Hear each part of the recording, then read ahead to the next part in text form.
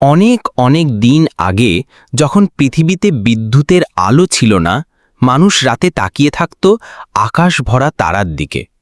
কিন্তু তাদের সবার দৃষ্টি গিয়ে থামত এক জায়গায়, চাঁদের ওপরে। সেখানে দেখা যেত এক বুড়ি হাতে চরকা নিয়ে সুতো কাটছে।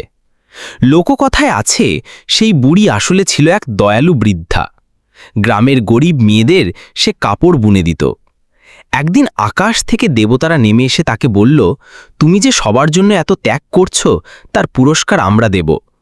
কিন্তু বুড়ি হেসে বলল, আমার নিজের জন্য কিছু চাই না, আমি চাই যতদিন বেঁচে আছি মানুষের উপকার করতে। দেবতারা অবাক হলো তার নির্লোভ মন দেখে। তারা বলল, তাহলে তোমাকে এমন জায়গায় রাখা হবে যেখানে সারা পৃথিবীর মানুষ তোমাকে দেখতে পাবে। সেই থেকে বুড়ি চলে গেল আকাশের চাঁদে। আজও পূর্ণিমার রাতে যখন চাঁদ গোল হয়ে ওঠে, তখন মনে হয় চাঁদের বুক জুড়ে এক বুড়ি বসে আছে চরকা ঘুরিয়ে, সুতো কাটছে।